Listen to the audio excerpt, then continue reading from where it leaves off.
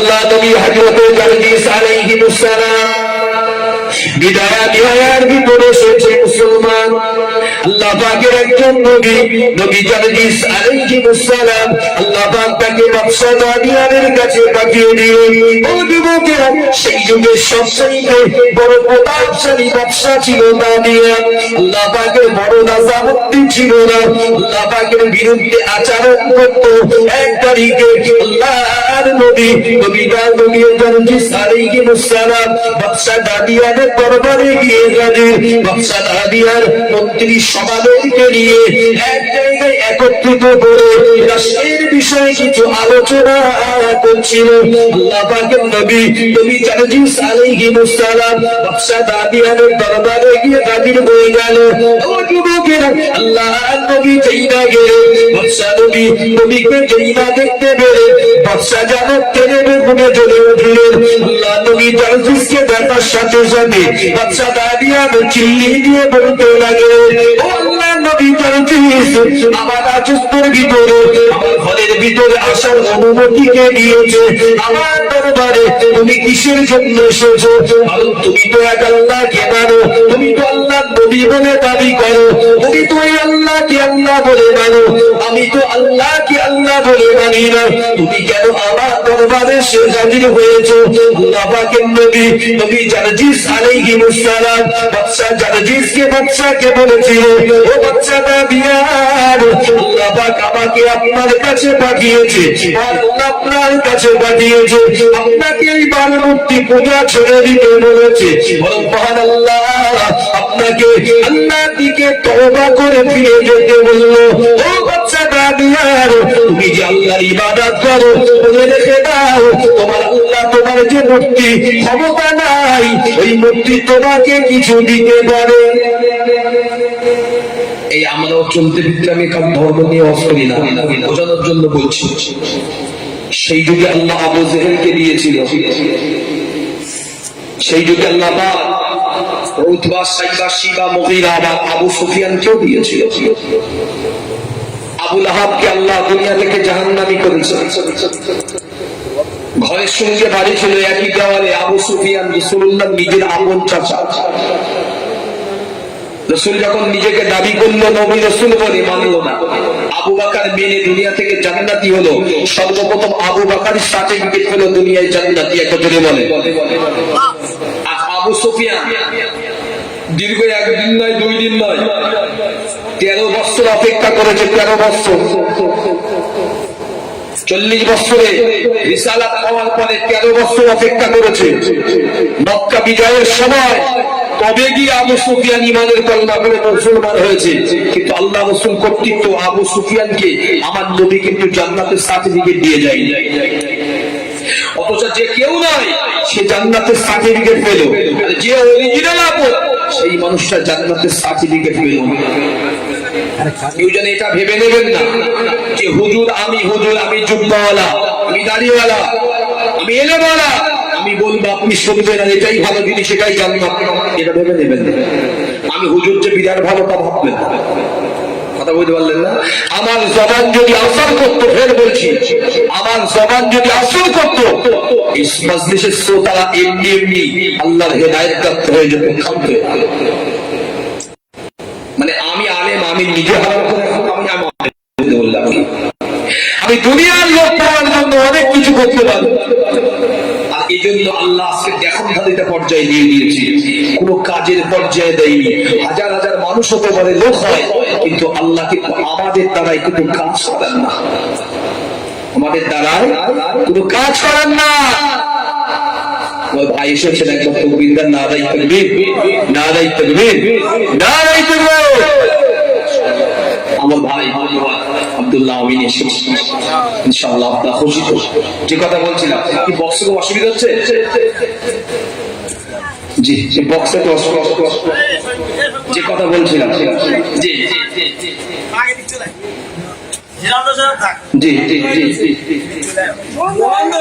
বন্ধ হয়ে গেছে একটা বক্স, ওই জন্য বলছে। আচ্ছা ঠিক বলেছে, বুঝতে পারি, একটা বক্স বন্ধ হয়েছে। ফিরে আসুন, যে কথা বলছিলাম। তো আমার জবানের আসর তখন হতে পারে যদি আমি ঠিক জায়গায় থাকি। আমার জবানে আসল হাজার বললেও হবে না, একদম সংক্ষিপ্ত যেটা বলতে ওটা করে একটু অন্যদিকে যাব। কি আল্লাহ নবী হযরতে নবী জারজিস আলাইহিস সালাম বাদশা দাদিয়ানকে যখন বলল, বাদশা একটা প্রশ্ন করেছে, অনেক জবাব শুনছেন, শুনবেন। বাদশা বলেছিল তোমার তো আল্লাহ আছে। নবী জারজিস বললেন হ্যাঁ আমার আল্লাহ আছে। তোমার আল্লাহ যদি থাকে তোমার আল্লাহ কি করলো? আমার যে আল্লাহ আছে আমি যাকে মানি সে আমাকে বাদশাহিত্ব দিয়েছে, আর আমি চেয়ারের সঙ্গে আসলে বসে আছি। তোমার আল্লাহ তোমাকে কি সম্মান দিল যে আমার সামনে তোমাকে দাঁড় করিয়ে দিয়েছে? মনে রাখুন, কাফেরদের প্রশ্ন হয় খুব কড়া। যারা দেখবেন কেউ নামাজ পড়ে না, কেউ রোজা রাখে না, কেউ সুদ খায়, কেউ ঘুষ খায়, কেউ গাঁজা খায়, কেউ মদ খায়, এদের কাছে দুই একটা দেখবেন ধর্মের কথা বলে দেখবেন এমন প্রশ্ন করবে আপনারা ব্রেন ঘুরে যাবে। সত্যি তো ভালো প্রশ্ন করেছে তো, হতে পারে প্রশ্নটা ঠিক আছে, মানে এদের ব্রেনে কিছু কিছু জিনিস থাকে। বাদশা বলছে তুমি তোমার রবকে মেনে তুমি কি পেলে? আমি আমার রবকে মেনে এই ব্যাপারে সিদ্ধান্ত পেয়েছি। অনেক আমি এই হিস্ট্রিটা যদি বলি সময় অনেকটা লাগবে বলে আমি প্রধানের সঙ্গে বলছি। বাদশাহ প্রাথমিক লেভেলে তাকে গরম তেলে ফেললো, গরম তেলে বড় ডেগের ভিতরে। আপনারা তো জানেন ইতিহাস। আল্লাহ সেখানে হেফাজত রাখলেন। বাদশাহ বিরাট বড় পানি আনলেন, পানি জ্বালিয়ে পানি জাল দিলে কি হয়? পানি জাল দিলে টকবক ফুটে তো, কিছু ফেললে তো বয়েল হয়ে যায়। তার ভিতরে বাদশাহ ফেলে দেওয়া হল নবী জারজিসকে। সেখান থেকেও আল্লাহ সহি সুস্থ হালাতে বার করে দিয়েছে। 3 নম্বরে আপনার সীসা গলিয়ে চকবক করে ফুটছে পানিতে, তার ভিতরে আল্লাহ নবী জারজিসকে ফেলে দেওয়া হলো, উপরে ঢাকনা দেওয়া হলো। সেখান থেকেও আল্লাহ সসম্মানে উদ্ধার করে দিয়েছেন। একবার যদি বলেন সুবহানাল্লাহ। একদম অনেক অলৌকিকতা রয়েছে, একদম ফাইনালি বাদশাহ কোনো মতে যখন নবী জারজিসকে পাচ্ছে না আয়ত্ত করতে, বাদশাহ এক তারিখে ডেকে বলে একটা কাজ করো, এই নবী জারজিসকে দুখণ্ড করে চিড়ে দাও, আগে চিড়ে কোটি কোটি করো। আমরা তো গরু জবাই করেছি জানি, নবী জারজিসকে কেটে চিড়ে কষাইয়ের মতো ছোট্ট ছোট্ট করে কেটে পোষা বাঘের কাছে বড় খানজাই করে দেওয়া হলো, না এবার খাও। আল্লাহ পাকের বড় নিয়ামত, ফেরেশতা জিবরিল আমিন আসলেন, এসে ওই গোশত সহ বাঘের পিঠে বসিয়ে দিলেন। আর আল্লাহ আবার ফেরেশতা আজরাইলকে পাঠালেন, যাও আল্লাহ নবী জারজিসের উপরে আবার রূহটা ফুঁকে দাও। এই রূহ পর্যন্ত কুরআনুল কারীম সূরা বনী ইসরাঈল আল্লাহ রাব্বুল আলামিন 15 নম্বর পারার ভিতরে বললেন, ওয়া সাআলুনাকা আনির রূহ কুল রূহু মিন আমরি রাব্বি ওয়া মা উতীতুম মিনাল ইলমি ইল্লা কলিলা। আল্লাহর হুকুম ছাড়া আমরা রূহ বলতে কিছু বুঝি না। যারা বসে আছেন আল্লাহর হুকুম ছাড়া রূহ বলতে কিছু হয় না, যা হয় আল্লাহর হুকুম। বাদশা ভিতরে বিচার করছে, বাইরে আর ভাবছে আজকের একজন নবীকে আমি হত্যা করে দিয়েছি। আর আল্লাহর ফেরেশতা সে রূহ দিয়েছে, আর বাঘের উপরে নবী জারজিস বসে বাইরে এসে বলে বলেন সুবহানাল্লাহ। বাদশা এই অবস্থা দেখে বাদশা অবাক হলে কি শব্দ নয়, যে মানুষটাকে টুকরো টুকরো টুকরো করে বাঘের সামনে কেটে দিলাম, সেই মানুষটা বাঘের উপরে সওয়ারি করে আমার সামনে আসলো। আল্লাহর নবী জারজিস আলাইহিস সালাম বলেছিলেন, বাদশা দাদিয়া হাজারো চেষ্টা করলেও মনে রেখে দাও আমার আল্লাহকে মিথ্যা প্রমাণ করতে পারবে না। কারণ সূর্যটা যেমন উদয় হয় আল্লাহর জন্য, মাশারিকাল আরদি ওয়া মাগরিবাহা, উত্তর দক্ষিণ পূর্ব পশ্চিম সবকিছু আমার আল্লাহর করা আয়াতে। তুমি তো দুনিয়ার অনেকের বাদশা, রাজত্ব পেয়েছো, তাই একদিন তুমিও থাকবে না, রাজত্বও থাকবে না, তোমার পূজাও থাকবে না। দুনিয়া হচ্ছে নশ্বর, ধ্বংস হয়ে যাবে, ধ্বংসশীল, আমরাও ধ্বংসশীল, আমাদের কোনো কিছু থাকবে না। মাহফিল আজকে হচ্ছে, কালকে হয়তো মাহফিল থাকবে না, কিন্তু কিছু জিনিস আছে যেগুলো ঈমানের ভিতরে থাকবে। এটা আপনার কিয়ামতের দিনে আপনার নাজাতের জারিয়া হয়ে যাবে। একবার যদি বলেন সুবহানাল্লাহ। একটা ছোট্ট মশলা বলবো বলে একটা দরুদ শরীফ পড়ি, আমি আমার বক্তব্য ওয়াজ শুরু করবো। কি যারা বসে আছেন, আমাদের জীবনে আমাদের অনেক কিছু আছে, অনেকে বুঝি না, ভালো করে বুঝবেন। আমি আপনাকে বলছি, আপনারা প্রত্যেকেই তো একটা সময় ঘুমো, রাতের বেলা আমরা ঘুমাই না, আমরা প্রত্যেকেই ঘুমাই। আচ্ছা, রাতের বেলা যখন ঘুমায় কোনো মানুষ অজু অবস্থায় ঘুমায়, কোনো মানুষ অজুবিহীন ঘুমায়, মানে অজু না করেও ঘুমায়। আবার কি অজু করলো কিন্তু প্রস্রাবের বেগ থাকে, বাথরুমের বেগ থাকে, স্থানজারের ব্যাপার থাকে, অজু থাকে না। আপনি অজু অবস্থায় ঘুমান আর বিনা অজুতে ঘুমান, আপনার রাতের বেলা ঘুমের ভিতরে একটা সময় মানুষের ঘুম কিন্তু ঠিক ভেঙে যায়। সে যত বড় ধরনের মানুষ, একবার বান্দা একেবারে ঘুম ভাঙে। আল্লাহ রাসূল বলেছে, যে সময় তোমার ঘুমটা ভাঙবে, শুনে রাখ আমলগুলো, যে সময় তোমার ঘুমটা ভাঙবে, তুমি বিছানায় থাকো, খাটে থাকো, মেঝেতে থাকো, মাটিতে থাকো, ওই অবস্থায় কিচ্ছু না পারলেও আল্লাহর নামে গোটা দুই তাসবিহটা পড়ে নিও, সুবহানাল্লাহি ওয়া আলহামদুলিল্লাহি ওয়া লা ইলাহা ইল্লাল্লাহু ওয়াল্লাহু আকবার ওয়া আস্তাগফিরুল্লাহাল্লাযী লা ইলাহা ইল্লা হুয়াল হাইয়ুল কাইয়্যুম ওয়া আতুবু ইলাইহি লা হাওলা লা কুওয়াতা ইল্লা বিল্লাহ। এই তাসবিহগুলো পড়ো।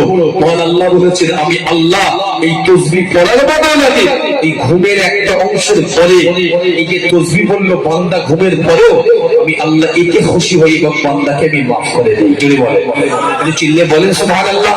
আল্লাহ বান্দাকে মাফ করতে প্রস্তুত। আপনি যদি আল্লাহর কাছে চাওয়ার মতো মানসিকতা থাকে, যদি না থাকে আল্লাহও মাফ করবে না। একবার জোরে বলেন সুবহানাল্লাহ, আরো চিল্লে বলেন সুবহানাল্লাহ। গাই দিও বলে শরীফ আল্লাহুম্মা।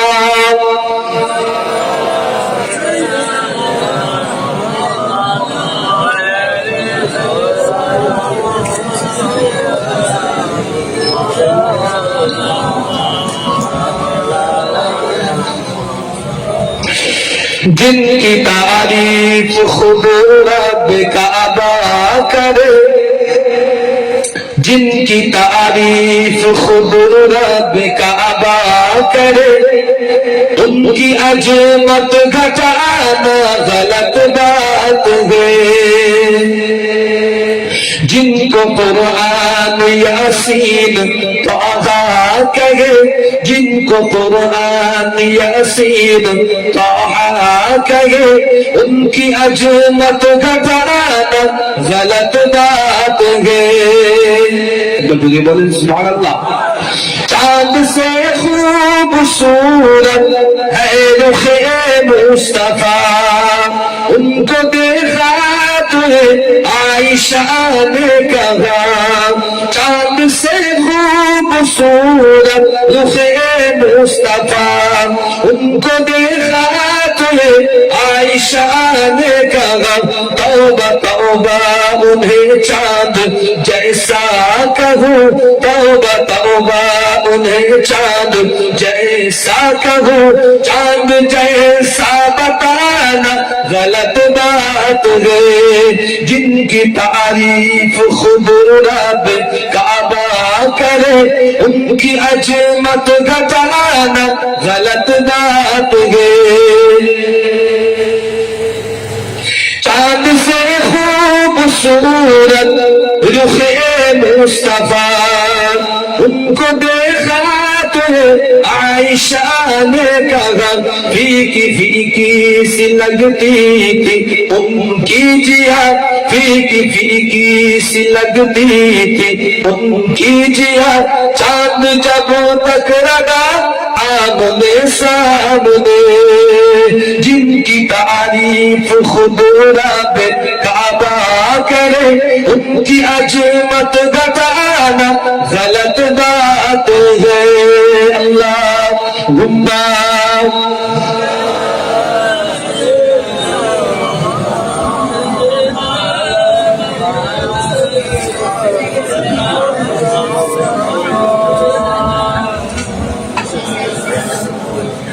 ফিরে আসুন, এবার একটু অন্যদিকে যায়।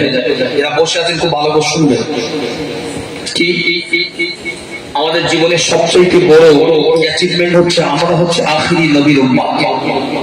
মানে বড় অর্জন হচ্ছে সাফল্য, আমরা আখিরি নবীর উম্মাহ। আমার নবীর পরে সবচেয়ে বেশি মুজিজা আলা দুনিয়ার জমিনে কারা ছিলেন? সবচেয়ে উচ্চ মাকাম ছিল, যেটা বলবেন আল্লাহ রাসূলের পরে সবচেয়ে বেশি মাকাম কারা? আল্লাহ নবীর সাহাবায়ে রাদিয়াল্লাহু তাআলা। যাদের কথা আলোচনা, যাদের কথা বলা, শোনা, আমল করা, নিজের ঈমানকে আরো বেশি সমৃদ্ধ করা। একবার জোরে বলে কেন? রাসূলুল্লাহ সাল্লাল্লাহু আলাইহি ওয়াসাল্লাম বলেছেন, আমার সব সাহাবীগুলোই হেদায়েত প্রাপ্ত। আলাইকুম বিসুন্নতি, তিরমিজি হাদিস, আলাইকুম বিসুন্নতি ওয়া সুন্নাতিল খুলাফাইর রাশিদিন আল মাহদিয়্যিন। আল্লাহ রাসূলের অধিকাংশ সাহাবী সব সুসংবাদ প্রাপ্ত ছিল। যে সাহাবীদেরকে আপনি ফলো করবেন, সেই সাহাবীদের ফলোর পথ আপনার জান্নাত পর্যন্ত নিয়ে যাবে। আপনি যদি কোনো আলেমকে ফলো করেন, রাগ করবেন না, বুঝুন। আপনি ধরলেন কোনো আলেমকে ফলো করলেন, এখন আমি আমারটাই বলি, অন্য বলি লাগিয়ে যাবে। এখন আমাকে ফলো করছেন, দেখা যাচ্ছে আমার দুনিয়ার জিন্দেগি আপনার কাছে ঠিক আছে, আপনার আড়ালে আমার চলাচল খারাপ, আপনার আড়ালে আমার কার্যক্রম খারাপ, তো আমার আপনি ফলো করবে, ফলো করে এক জায়গায় গিয়ে থেমে যাবে, আপনার রাস্তা পাবেন না। কিন্তু তাদের ফলো করলে নিশ্চিত ভাবে আপনার ঠিকানা আল্লাহ পাকের জান্নাতের রাস্তা পর্যন্ত যাবে। যদি বলে সুবহানাল্লাহ। আল্লাহ কোরআনুল কারীমে বলেছে, রাসূলের পরে, সাহাবীদের পরে, তাবা তাবেঈনদের পরে, আইম্মায়ে মুস্তাহিদিনদের পরে ওলি আব্দুল গৌস কুতুব মুজাদ্দিদ মুহাদ্দিস এদেরকে মান্যতা দাও।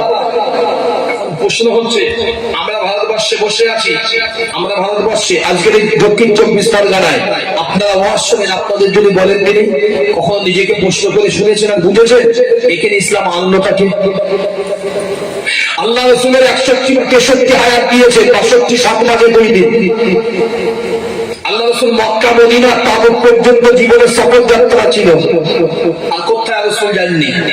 এই সামান্য সফর যাত্রা 63 বছরে রাসূল না এসেছে ভারতবর্ষে, না এসেছে পাকিস্তান, না গিয়েছে আফগানিস্তান। তাহলে ইসলামে এতটা প্রসার হলো কি করে? ওয়ার্ল্ডে तमाम পৃথিবীর জমিনে 4200 মোর দ্যান রিলিজিয়ন, গোটা ভারত পৃথিবীর জমিনে 4200 অধিক ধর্ম আছে। তার ভিতরে অনলি ফর ওয়ান, একটাই ধর্ম, ইন্না দীনা ইনদাল্লাহিল ইসলাম, একমাত্র ইসলাম এমন একটি ধর্ম। 57 মোর দ্যান 57টা স্বাধীন রাষ্ট্র যেখানে মুসলমান নিজস্ব ধর্ম পালন করে, বাকি এখনো আছে। তার ভিতরে 84 মোর দ্যান 84টা এমন রাষ্ট্র আছে যেখানে হিন্দু, মুসলমান, শিখ, খ্রিস্টান, ইসাই, পাদ্রী সবাই মিলেমিশে থাকে। এখন প্রশ্ন হচ্ছে, এত পৃথিবীতে মুসলমান ইসলাম ছড়িয়ে ওয়ার্ল্ডে ছড়িয়ে দিল তো দিল কারা দিল? নবী তো ওই পর্যন্ত রাসূলুল্লাহ ছিল, সাহাবাদের ওই পর্যন্ত ছিল, কারা দিল? মনে রাখুন, এটা আল্লাহর কোরআনেরই একটা বড় মুজিজা ছিল, আল্লাহ রাসূলের একটা বড়, রাসূলের একটা দোয়া ছিল, আল্লাহর কাছে রাসূলের চাহত ছিল যে আমার ইসলাম, ইয়া আল্লাহ পাক আমার ইসলামটা আপনি যেটা আমার উপরে বর্তমান করেছেন এটা মানুষের কাছে পৌঁছবে, তো পৌঁছবে কি করে?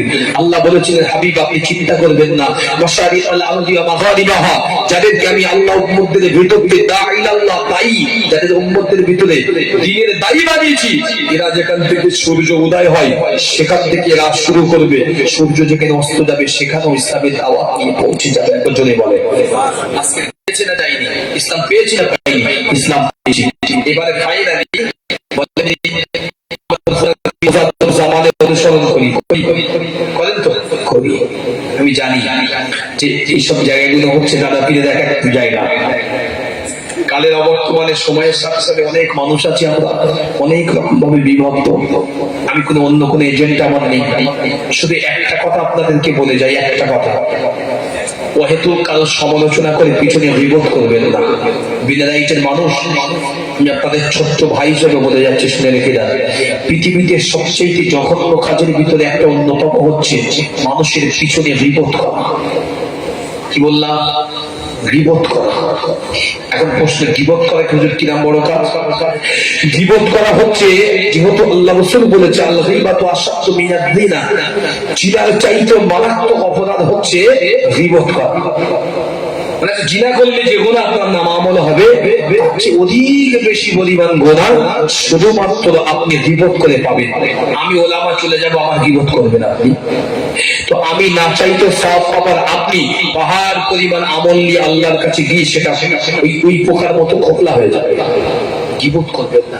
রাসূলের সাহাবীরা গীবত করত, এই তারা দুনিয়া থেকে আল্লাহ রাসূল তাদেরকে সাবধান করে দিয়েছেন। মনে রাখুন, আমরা শুরুয়াত করি তিরমিজির হাদিস, সহিহ বুখারীর হাদিস, ইমাম বাইহাকী রাহমাতুল্লাহ আলাইহি একটা হাদিস কোট করেছেন, ভালো করে বোঝেন। আল্লাহ নবী মদিনার মসজিদে বসে আছে, শুনলেন?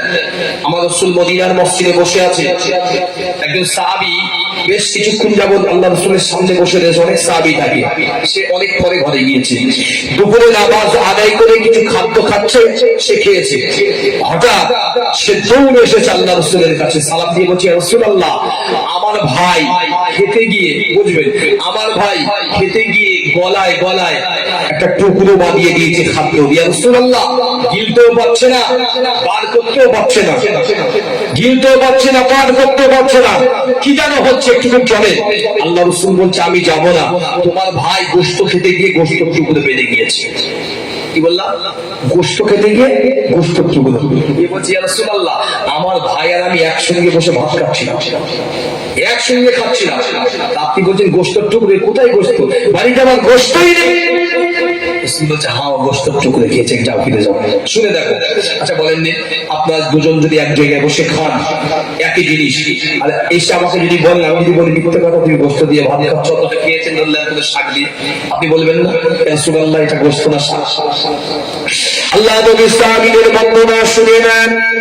আল্লাহ নবী সাহাবী এসে মদিনার মসজিদে গাজীর, আসসালামু আলাইকা ইয়া রাসূলুল্লাহ ইয়া হাবিবাল্লাহ। আল্লাহ নবী সালামের জবাব দিলেন। আল্লাহ নবীকে সাহাবা মুঈন বললেন, ইয়া রাসূলুল্লাহ ইয়া হাবিবাল্লাহ, হুজুর আমার ভাই খেতে গিয়ে একসঙ্গে আমরা খেতে বসেছিলাম, আমার খাবারটা শেষের আগে আগে আমার ভাইয়ের গলাতে কি একটা টুকরা বেঁধে গিয়েছে। ইয়া রাসূলুল্লাহ ইয়া হাবিবাল্লাহ, আমার ভাইটা যন্ত্রণায় কাতরাচ্ছে, আমার ভাইয়ের ভিতরে গিলতে পারে না, আমার বাইরে ওপার করতে পারে না। ও যুবকেরা, আল্লাহ নবী সাহাবাকে বললেন, ও বাবা সাহাবী, তোমার ভাই কিছুক্ষণ আগে একটি গোশতের টুকরো খেতে গিয়ে এই গোশতের টুকরোটা তোমার ভাইয়ের গলার আলটাকরায় আজিয়ে গিয়েছে। আল্লাহ নবী সাহাবী বলে উঠলেন, ইয়া রাসূলুল্লাহ ইয়া হাবিবাল্লাহ, আপনি আমার সঙ্গে কি মশকরা করেন? ইয়া রাসূলুল্লাহ ইয়া হাবিবাল্লাহ, আমার ভাই আর আমি একসঙ্গে খেতে বসেছিলাম, কিন্তু না না, আমাদের বাড়িতে গোশত রান্না হয়নি, আমাদের বাড়িতে গোশতের টুকরাও ছিল না, আপনি কি করে আমার ভাইয়ের ভিতরে গোশত গিয়েছে বললেন। আল্লাহ নবী আবার বললেন, আমার সাহাবী, ঘরে ফিরে যাও, তোমার ভাইকে গিয়ে জিজ্ঞাসা করো, তোমার ভাই কি আজকে গোশতের টুকরো দিয়ে কি খেয়েছে? সাহাবী নারাজগি জাতাতে জাতাতে মাথাটা নাড়তে নাড়তে আল্লাহর নবী রিসালাতের দরবার থেকে বিদায় নিয়ে দৌড়ে দৌড়ে বাড়িতে চলে গেল। ভাইয়ের কাছে গিয়ে বলল, ভাই, আল্লাহ পাকের মহান নবী জানিয়েছেন তুমি নাকি আজকে গোশত খেতে গিয়ে ওই গোশতের টুকরা গলাতে বাঁধিয়েছো। ও যুবকেরা, ওই ভাই আস্তে আস্তে বললেন, ভাই তুমি তো সব চাইতে বেশি জানো, আমরা দুই ভাই একসঙ্গে খেতে বসেছিলাম, কিন্তু না না, আমাদের বাড়িতে গোশত রান্না হয়নি, কি করে আমি গোশত খেতে পারি? আমার ভাই দৌড়ে আল্লাহর নবীর কাছে চলে গেল। আল্লাহ নবী বসে আছে, ওই সাহাবী গিয়ে গাজী, ইয়া রাসূলুল্লাহ ইয়া হাবিবাল্লাহ, আপনি তো বললেন আমার ভাই গোশতের টুকরা খেয়েছে। না না না, আমার ভাইকে গিয়ে জিজ্ঞাসা করে এসেছি, কোথাও দেখতে পেলাম না, আমার ভাই বা কোথাও গোশত পাবে? আল্লাহ নবী বললেন, সাহাবী, ও বাবা সাহাবী, তোমার ভাইকে তুমি আমার কাছে নিয়ে এসো। আল্লাহ নবী সাহাবী ঘরে চলে গেলেন, ওই ভাইটাকে ধরে নিয়ে আল্লাহ নবী মদিনার মসজিদে নববী শরীফে গাজী, ওই সাহাবী এসে কষ্ট করে ইশারাতে আল্লাহ নবীকে সালাম জানালেন, আসসালামু আলাইকা ইয়া রাসূলুল্লাহ ইয়া হাবিবাল্লাহ। আল্লাহ নবী সালামের জবাব দিলেন। আল্লাহ নবী জিজ্ঞাসা করলেন, ও বাবা সাহাবী, তুমি কি গোশত আজকে খাওনি? এই সাহাবী বলেছিলেন, ইয়া রাসূলুল্লাহ ইয়া হাবিবাল্লাহ, আমার বাড়িতে গোশত রান্নাও হয়নি, একদিন হয়ে গেল, ঘরেতে ঠিক মতো খাদ্যও জোটে না, আমরা কোথায় পাবো? ইয়া রাসূলুল্লাহ, বাড়িতে সামান্য যা ছিল তাই দিয়ে আমরা আজকের খানা খাচ্ছিলাম, আমার ঘরের ভিতরে একটা কিসের টুকরো আটকে গিয়েছে। ভালো করে শোনেন, এটা অনেক মানুষ আছেন যারা শুনছে। রাসূল বললেন, এক কাজ করো, তুমি তোমার আলটাকরায় হাত দাও, আলটাকরায় হাত দাও। আলটাকরায় হাত দিয়েছে, বমি করো। বমি করলো। ছোট্ট ছোট্ট ছোট্ট গোশতের টুকরো মসজিদে নববীর এক সাইডে একদম সব পড়ে গেল। একবার জোরে বলেন, এই জোরে বলেন সুবহানাল্লাহ। নবীর কথা মিথ্যা হয়? যেই গোশতের টুকরো ছোট ছোট পড়েছে, রাসূল বলছেন, সাহাবী চেয়ে দেখো, চেয়ে দেখো, চেয়ে দেখলে সত্যি সত্যি গোষ্ঠের সত্যি ছোট্ট টুকরো পড়ে আছে। ও অবাক, নিজে অবাক, গোষ্ঠের টুকরো আমি খাইনি। এটা বললো রাসূল বলছে, বাবা সাহাবী তুমি গোশত খাওনি? তুমি ঘরে বসে বসে আমার অমুক সাহাবীর বিরুদ্ধে গীবত করেন? তখন মাথা হ্যাট করে আসলো, তুমি ঘরে বসেছে, সে ছিল না, তার বিরুদ্ধে বলেছো, তার বিরুদ্ধে গীবত করেছো, এটা তো গোশত খাওয়ারই সমতুল্য, নামান্তর। কথা বলছেন না? এটা গোশত খাওয়ারই নামান্তর। তুমি তো মৃত গোশত খেয়েছো। যে আল্লাহ বললেন ইন্নামা হারামা আলাইকুমুল মাইতাতা ওয়াদ-দামা ওয়া লাহমাল খিনজির, সকলেই আমরা জানি, বহুবার শুনেছি, আল্লাহ হারাম করেছে মৃত বস্তু, তার রক্ত এবং শুকরের গোশতকে, মাংসকে। আমরা জানি এই মুসলমানরা ধ্বংস কাঙালে দাঁড়িয়ে আছে। এর প্রধান কারণ হচ্ছে এই মুসলমান গীবত ছাড়া চলে না, গীবত ছাড়া চলে না। এই 2 ওয়াক্ত নামাজ পড়লে 5 ওয়াক্তের গীবত করে, সুযোগ পালি ইমামের গীবত করে, গ্রামের মানুষের গীবত করে, হাজি গাজী সবার গীবত করে বেড়ায়। আমার কথা বুঝতে পারলেন না? কি লাভ পান আপনি দেখেছেন ভেবে? আপনি জানেন তো আল্লাহ রাসূলকে একজন বিদ্যার ইহুদি রোজ গালাগালি দিত। আল্লাহ রাসূল রোজ একটা করে খাজুর পৌঁছে দিয়ে আসতো, জানেন না? এক তারিখে দেখা গেল ওই বিদ্যা নিজে নিজে বলছে, হাই রেছি, আমি একটা মানুষকে রোজ গালাগালি দেয়, রোজ খাজুর দেয়, এটা ভালো মানুষ, আমি আর গালি দেবো না। যেদিন থেকে গালি দেওয়া বন্ধ করলো, আমার রাসূলুল্লাহ আর খাজুর দিলেন না। ওই ইহুদি এক তারিখ আল্লাহ রাসূলের পথ আটকে ধরে বলছে, ইয়া মুহাম্মদ, সকলে বলেন সাল্লাল্লাহু আলাইহি ওয়াসাল্লাম, আপনি কেমন লোক হে, কেমন লোক? আমি আপনাকে রোজ গালাগালি দেই, রোজ গালাগালি দেই, আপনি একটা করে খাজুর পাঠিয়ে দেন। আমি কয়েকদিন হলো গালাগালি দেওয়া বন্ধ রেখে দিচ্ছি, আপনি খাজুর দেন না কেন? আল্লাহ রাসূল বলছেন, মা, আমি কোনো কষ্ট ছাড়া যখন বেতন পাই, কান্না খুশি হয়। বাবা, তুমি আমার বিরুদ্ধে গালাগালি দিতে, আল্লাহ আমার নামা আমার প্রতিদিন তোমার গালাগালির জন্য সওয়াব দিত। তুমি যখন আমার সওয়াবের জারিয়া ভারী করেছো, আমি তাই প্রতিদিন খুশি একটা করে খাজুর দিতাম। কিন্তু তুমি দেখছো কয়েকদিন গালাগালি দাও না, মানে আমিও লাভ পাইনি, সওয়াব পাইনি। তো যেখানে লাভ নেই, সওয়াব নেই, আমি কেন আপনার হয়তো খাজুর দেবো?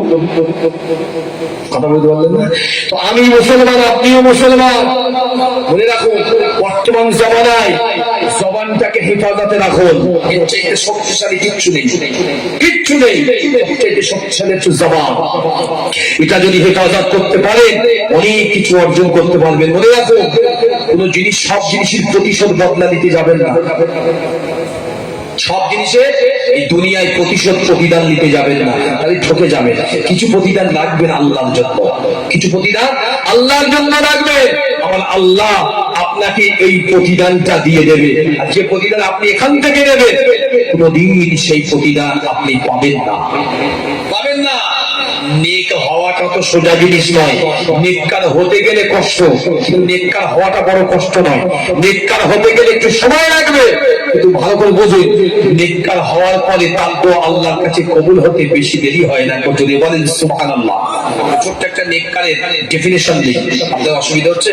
আমি জানি লোক কমে গিয়েছে, কি করবো? তখন কালেকশনের জোশ চলছিল, তো সাইফুল্লাহ সাহেব তিনি কালেকশন করছিল, তখন একটা লোকের আলাদা ভাব ছিল। কথা বলতে পারলেন না? আমাদের তুলেছে যে ভাঙা মজলিসে, আর এটা কি করবো আমরা? বলো, আমি আর আমার কলেজে বক্তা আছে, আমরা করবোটা কি? আমাদের তো কুরুলি কাজ, বুঝতে পারলেন না? আমাদের এখন কুরুলি কাজ, মানে ঘুম ভাঙানি ওয়াজ করতে হবে। কি করবো? জি জি, ঘুম ভাঙানি ওয়াজ করতে হবে। ফিরে আসো, আবার আপনাকে ঢোকাচ্ছি সহিহ বুখারী রিওয়ায়াতে। সিরাত ইবনে হিশামের বর্ণনা, সিয়ারুস সাহাবার এই কিতাবের বর্ণনা। ভালো করে বোঝেন।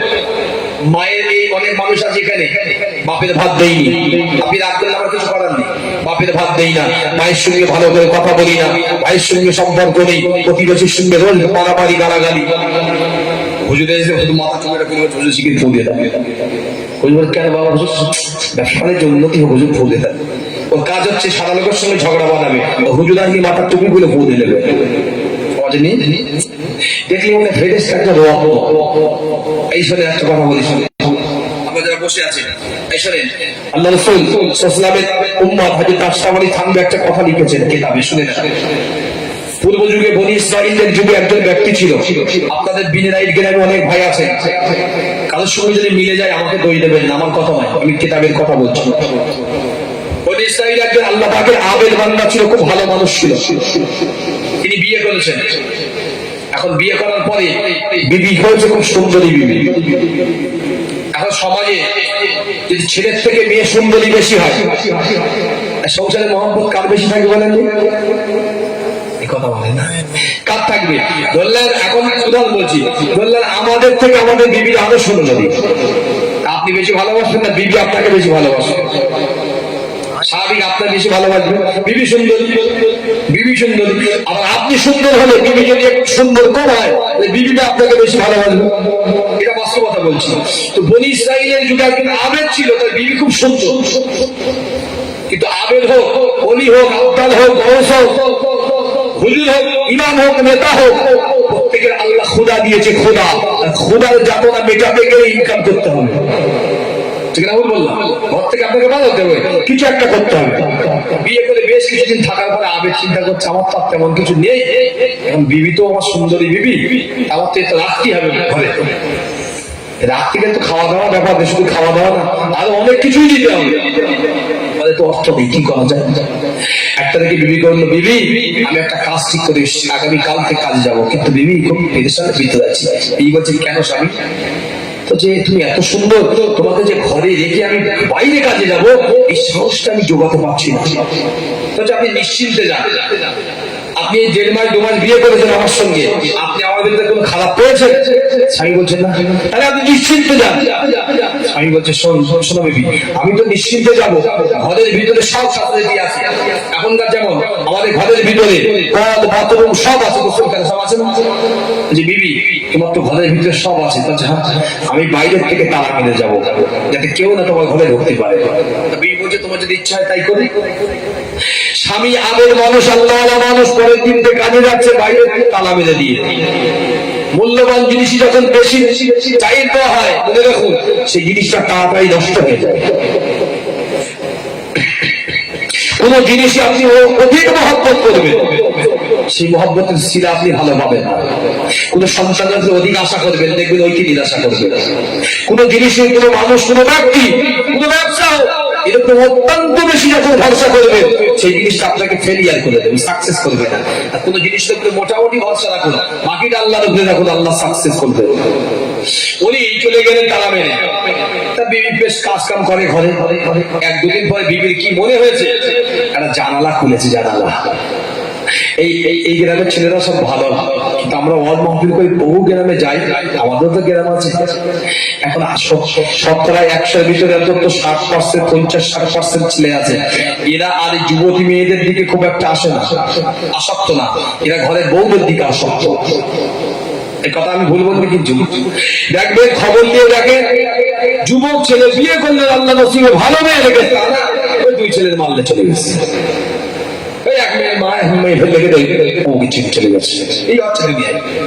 বাস্তব বলছি, এই জিনিস জিনা ব্যবচারে এত বেড়ে গেছে, ভাবতে পারবেন না। ও বিবি 1 তারিখে জানালা খুলেছে, গ্রামের একটা ছেলে যাচ্ছিল, জানলা যেই খুলেছে ওদের নজর পড়েছে। নজর পড়ার সাথে সাথে যেগুলো একদিন চলে গেল, 1 দিন 2 দিন 3 দিন, বিবিও বুঝতে পারলে এই সময় ওই ছেলেটা যায়, ছেলেটাও বেশ ভালো, সেই সময় জানলা খোলে, ছেলেটা ওই সময় আসে। 2-4 দিন হতে হতে হতে হতে 1 তারিখে বিবিটা হাত দিয়ে ইশারা করে ডাকলেন, ওই ছেলেটা কাছে গিয়েছে। বলছে, তুমি তো রোজ দেখো আমাকে, ভালো লাগে? আপনি তো খুব সুন্দর, ভালো লাগবে না কেন? প্রত্যেকেরই তো ভালো লাগবে। আপনার বাড়ি, ঘরের বাইরে তালা মারা, আমার স্বামী তালা মেরে যায়, তুমি একটা কাজ করবে, আমি তোমার সঙ্গে সময় কাটাতে পারি, শর্ত আছে। কি? তুমি এই তালার ছাপটা নিয়ে গিয়ে মার্কেট থেকে তালার চাবি করে নিয়ে এসো। কিতাবের কথা বলছি, ও তো 1 পায়ে খাড়া, ও তালার ছাপ নিয়ে মার্কেটে গিয়ে তালা করে নিয়ে এসছে, একটা তালা চাবি। স্বামী প্রতিদিন তালা মেরে কাজে চলে যায়, স্বামী খুব আনন্দে যাক, বিবিকে সেভে রেখেছি। আর বিবি স্বামী চলে যাওয়ার পরে ওই ছেলে ঠিক সময় মতো এসে তার চাবি দিয়ে তালা খোলে। ওই ছেলে আর ওই বিবি ঘুরতে যায়, এখানে যায়, মোটামুটি মানে দুনিয়ার সমস্ত কিছু মেটায়। সময় যায়, কাল যায়, কিছুদিন যায়, 5 মাস 1 বছর যায়। 1 তারিখে স্বামী আল্লাহওয়ালা মানুষ তো, বিবি বলছে, শোন বিবি, আমার মন ঠিক ভালো বলছে না, আমি যে বিবিকে চিনতাম, আমার যে আহালিয়া ছিল, আমি তোমাকে তোর ভিতরে সেই গুণ আর পাচ্ছি। কারণ বিবি তখন বলছে হাত ধরে, তুমি আমার অবিশ্বাস করো, তুমি নিজে তালা মেরে যাও, আমাকে অবিশ্বাস করো। আল্লাহর গজব কিন্তু এমনি আসে না মুসলমান, জনপদে আল্লাহর গজব এমনি আসে না। এই জাতি কথায় কথায় কিরে খায় আর কসম খায়, আল্লাহর কিরে, আল্লাহর কসম খায় না, খায় না। এটা ভালো মনে করলেন? আল্লাহর কিরে মানে কি? আপনি একটা দেখান দিন কোনো জায়গায়, কোন আলেম দেখান দিন আল্লাহর কিরে কোনো শব্দ, কথা বললাম না? ওই মানুষটা স্বামীর হাত ধরে বলছে, স্বামী আপনার হাত ধরে বলছি আমি কোনো খারাপ কাজ করি, নিশ্চিন্ত থাকো, আমার মন ঠিক বলে না। সেই যুগে একটা রেওয়াজ ছিল, বনী ইসরাইলের একটা পাহাড় ছিল, পাহাড়ের পাদদেশ মানে নিচে একটা ঝর্ণা হতো। সেই ঝর্ণার সামনে কেউ যদি কসম করতে যেত আল্লাহর নামে, তো এই ঝর্ণার সামনে দাঁড়িয়ে কসম করা হতো আল্লাহর নামে, শপথ। যদি নেক হতো, সত্য হতো, তবে তার কসম পুরো হতো, সে এইভাবে স্ত্রী দাঁড়িয়ে থাকতে পারত। আর যদি অসৎ হতো, আসমান থেকে আল্লাহ পাকের আযাব বা গজবের আগুন এসে তাকে ঝলসে দিত, ওখানেই মারা যেত। স্বামী তখন বলছে, তুই যখন বললে হাত ধরে যাবি, কোনো অসুবিধা নেই, আমি ঠিক আছি, চল অমুক দিনে যাই, ওই পাহাড়ের ঝর্ণার ওখানে আল্লাহর নামে কসম করবি যে আমি ঠিক আছে।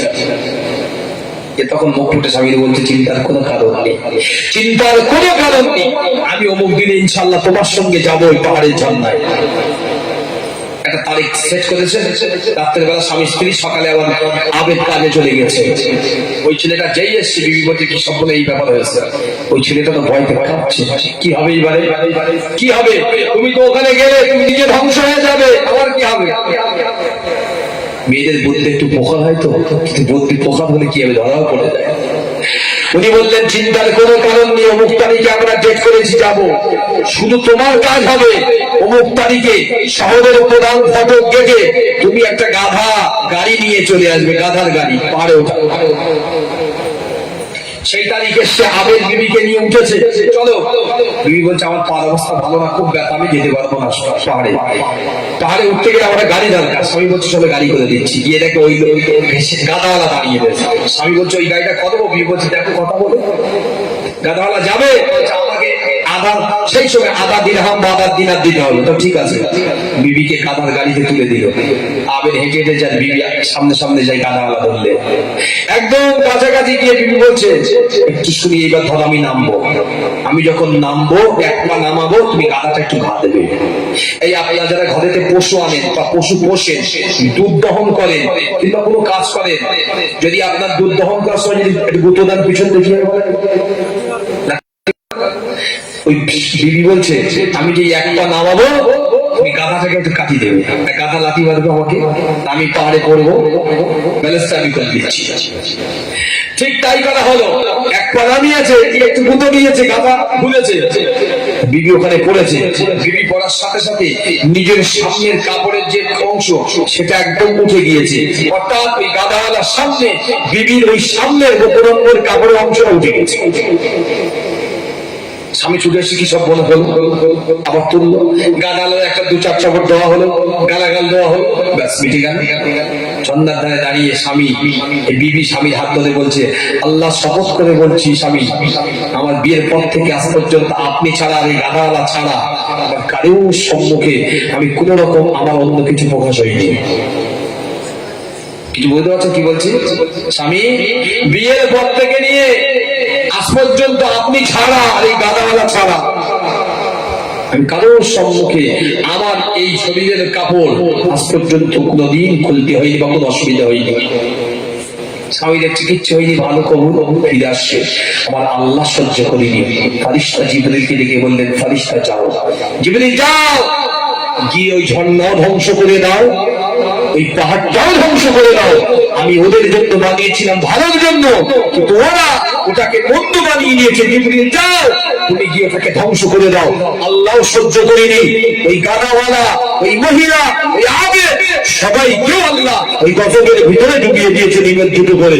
আমার বলার কারণ এটাই, আপনি একজন ঘোরা করছে আর একজন চোখে আমরা দেখে বলছি ঠিক করে যা করে গরিবকে যাক, মনে রেখে দেন, গজব যখন আসবে, ইমান হারা যখন হবে, আমাদের আল্লাহ যখন দেবে, ভূমিকম্প ভূমিদয় যখন দেবে, আল্লাহ এটা দেখবেন, ওখানে আবেদ বসে আল্লাহ আল্লাহ সেটা দেখবেন। যত কিছু অধিকাংশ হচ্ছে কিতাবগুলো খুলে একটু দেখবে, অধিকাংশের ক্ষেত্রে ভূমিধস, ভূমিকম্প, অনাবৃষ্টি, বৃষ্টি, প্রচন্ড গরম, প্রচন্ড রৌদ্র, প্রচন্ড তাপ, শীত, জ্বর, মহামারী, এত কিছু সব কিন্তু এই সমালোচনার বিরোধের জন্য। আমরা এগুলো করে আমরা আমাদের উপরেই ডেকে নিয়ে আসছি, আমরা যতই ভালোই বলি। তো এগুলো থেকে আল্লাহ যেন আমাদের হেফাজত করেন, সকলেই বলে আল্লাহ আমি। যেটা বলবো বলে এতক্ষণই বলেছি কি মদিনার জমিনে একজন মা, খুব ভালো করে শুনবেন, বাইহাকী শরীফের হাদিস। স্বামী নেই, একটা ছেলে, ছেলেটার খুব বড় ইচ্ছা যে আমার আব্বা তো মারা গেল, খাজুর বাগানে কাজ করতো। কোন বাগানে বললাম? খাজুর বাগানে। মক্কা মদিনার ট্র্যাডিশন হচ্ছে খাজুর, ট্র্যাডিশন হচ্ছে খাজুর। খাজুর বাগানে কাজ করতে করতে তার আব্বা ইন্তেকাল করেছে। ছেলে সন্তান 8-9 বছরের বয়স। মাকে কি বলছো, মা তুমি যে কাঁদছো আমি জানি, আমিও কাঁদছি, আমি বাপ হারিয়েছি, তুমি স্বামী হারিয়েছি। মা তো আমাদের দুনিয়ায় তো আর কেউ নেই, এখন মা তুমি যদি কেঁদে ভেঙে পড়ো আমি কি করবো, আর আমি যদি ভেঙে পড়ি তুমি কি করবে? এক কাজ করো মা, চিন্তা করো না, আমি নিশ্চিত ভাবে আস্তে আস্তে করে কিছু খেতে কিছু না কিছু আনবো, আমি আর আপনি মিলে সংসারটা ঠিক সাজিয়ে নেবো। মা তখন সন্তানের হাত ধরে বলছে, বাবা তুই তো অনেক ছোট, ছোট কি করে পারবি? আমি এটা এই জন্যই বলছি, পরে আপনাকে বুঝিয়ে দিচ্ছি। একটা মায়ের দোয়া কি হতে পারে। দুনিয়ায় এত পীর সাহেব দেখেছে আমাদের জমানায়, দুনিয়ায় আমাদের জমানায় এত বড় বড় আলেম দেখেছি, ইমাম নেতা দেখেছি, কোন ইমাম কোন নেতাকে দেখিনি। কোন বাপের বাচ্চা মারা গেছে, এই যে ফোন দিয়ে তার ভিতরে আবার দ্বিতীয়বার জীবিত করে দিয়েছে, দেখেছে? দেখিনি। যা পড়েছি শুনেছি, আগের কিতাবে পড়েছি, কিতাবে পড়েছি, কিতাব তার বর্ণনা দিয়েছে। মা সন্তানকে বললো, বাবা চিন্তা করিস না, আমি তোর মা যখন বেঁচে আছি, হায়াতে আছি, নিশ্চিত ভাবে আমি তোকে লালন পালনের দায়িত্ব নিয়েছি। অনেক রেওয়াত আছে, 1 তারিখে ওই বাচ্চাটা কাজের সন্ধানে এখানে ওখানে ওখানে নানান জায়গায় গিয়েছে, কোনো জায়গায় কাজ পাইনি। একজন মানুষ কাজ দিলেন, তবে খুব সামান্য, দিন যায় রাত যায়, এমন করে করে কিছুটা দিন চলে যায়।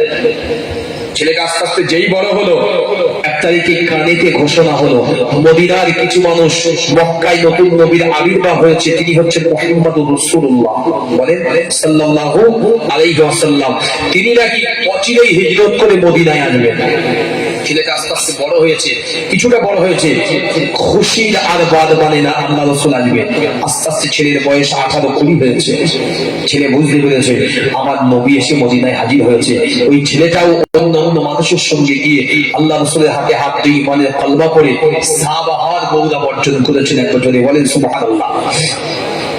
আল্লাহ নবী একটা নিচে বসে আছে মুসলমান, আল্লাহ নবীর সাহাবী হযরত আব্দুল্লাহ ইবনে মাসউদ রাদিয়াল্লাহু তাআলা আনহুর বন্ধুরা, আল্লাহ নবী বসে আছে। 1 তারিখ আল্লাহ নবীর দরবারে ওই সাহাবীটা গিয়ে আল্লাহ নবীকে সালাম জানিয়ে বলেছিল, ইয়া রাসূলুল্লাহ, ইয়া হাবিবাল্লাহ, আমার ঘরে তো বিদ্যা মা রয়েছে, আমার ঘরে তো বিদ্যা মা জননী রয়েছে, ইয়া রাসূলুল্লাহ, ইয়া হাবিবাল্লাহ, আমার বিদ্যা মাকে আমি সেবা করি, আমার বিদ্যা মায়ের জন্য সময় মতো মসজিদে নববীতে আমি নামাজটা আদায় করতে পারি না। আল্লাহ পাকের নবী, এর জন্য কি আমি আমার ঘরেতে নামাজ আদায় করি, আল্লাহ পাক কি আমার নাম বলে এর জন্য কোনো খোদা কি লিখে দেবে? আল্লাহ পাকের নবী জানিয়েছিল, ও বাবা সাদিক, তুমি যদি ঘরেতে নামাজ আদায় করো, তুমি ঘরেতে যদি নামাজ আদায় করো, ইচ্ছাকৃত যদি করো, আল্লাহ গোনা লিখবে না বটে, তবে জামাতের শরীক করো সওয়াবটা পাবে না। কিন্তু তোমার মায়ের খিদমতের ব্যাপার হয়েছে, যে মায়ের কদমে চুম্মা দিলে আল্লাহ পাক ওই সন্তানের চুম্মাটা স্বয়ং আল্লাহর জান্নাতের চৌকাঠে চুমা দেওয়ার সওয়াব দেওয়া হয়। বলে বলেন সুবহানাল্লাহ। ও যুবকেরা, আল্লাহ নবী যুবকটাকে বললেন, বাবা সাহাবী ফিরে যাও, মায়ের খিদমত করো, তুমি যখন সুযোগ পাবে মদিনার মসজিদে নববী শরীফে এসে নামাজ আদায় করবে। দিন যায় রাত যায়, কিছুদিন চলে যায়, রাত চলে যায়, হাদিসের বর্ণনা সাহাবী মাঝে মাঝে মাঝে মাঝে আল্লাহ নবীর দিদারের জন্য, আল্লাহ নবীর মুখ থেকে নূরের কথাগুলো শোনার জন্য মসজিদে নববীতে আসতো। বাড়িতে আমার ঘরেতে ফিরে মায়ের খিদমতে রত হয়ে যেতেন। এক তারিখে ছেলেটা অসুস্থ হয়ে গেল, ছেলেটা বিমারির ভিতরে পড়ে গেল, অসুস্থ অবস্থায় ঘরেতে রয়ে গেল, মা অন্ধ হয়ে গেল, মা দুনিয়ার জমিনটা দেখতে পায় না, একাকী মা কলিজার টুকরা সন্তান ঘরে বসে আছে। আল্লাহ নবীর কাছে সংবাদ চলে গেল, ইয়া রাসূলুল্লাহ, ইয়া হাবিবাল্লাহ, আপনার অমুক সাহাবী, আপনার এই কলিজার টুকরা অমুক যুবক সাহাবীটা অসুস্থ, তার ঘরে বেতার মা, তার উম্মি মা, তিনি অন্ধ মা, তিনি চোখে দেখতে পায় না, এই সাহাবী অসুস্থ পড়ে আছে, ওর খিদমতের কোনো মানুষকে পাওয়া যায় না। ইয়া রাসূলুল্লাহ, ইয়া হাবিবাল্লাহ, আপনার কাছে বলা হলো এর জন্য কি কিছু করা যায়? আল্লাহ পাকের নবী মসজিদে নববীতে 1 তারিখ আসরের নামাজ আদায় করে আল্লাহ নবী সাহাবাদের দিকে মুখটা করলেন। আল্লাহ নবী সাহাবীদেরকে বললেন, বাবা সাহাবীরা, আমার অমুক সাহাবী অসুস্থ অবস্থায় ঘরের বিছানায় পড়ে আছে, ঘরে বেটার বিদ্যা মা রয়েছে, বাবা সাহাবীরা, তোমরা কি একজন একজন করে বাধা করে দিয়ে আমাদের সাহাবীকে, আমাদের সাহাবীর খিদমত কি করতে পারো না? যদি সাহাবী সুস্থ হয়ে যায়, আল্লাহ যদি হায়াত দেয়, নিশ্চিত ভাবে তোমাদের খিদমতে সাহাবী সুস্থ হয়ে যাবে। আল্লাহ নবী কয়েকজন সাহাবী, হযরত শেখ আলী কাররামাল্লাহু ওয়াজহাহু রাদিয়াল্লাহু তাআলা আনহু, উসমান বিন আফফান রাদিয়াল্লাহু তাআলা আনহু, জুবাইর বিন তালহা রাদিয়াল্লাহু তাআলা আনহু, কয়েকজন সাহাবীরা মিলে ঠিক করে প্রত্যেকে এক এক দিন ওই সাহাবীর বাড়ি গিয়ে সাহাবীর খিদমত করে সারাদিন কাটিয়ে তার খিদমত করে ঘরে ফিরে আসতো। বেশ কিছুদিন চললো। কিছুদিন চলার পরে সাহাবী আর সুস্থ হয় না, মা অন্ধ। মনে রাখো, চৌকাট তো চৌকাটই হয়। আব্বা যখন ঘর করেছিল, ওই ঘরে একটা চৌকাট বসিয়েছিল, আজও হয়তো পাল্লা খায় হয়ে গেছে, চৌকাটটা হয়ে গেছে, পাল্লা নেই। খোলা ফেলায় পাল্লাগুলো নিয়ে নষ্ট হয়েছে, নতুন পাল্লা কাটানো যাবে, কিন্তু চৌকাট আর এখনো পর্যন্ত নষ্ট হয়নি, সেই রয়েছে আল্লাহের হাতে।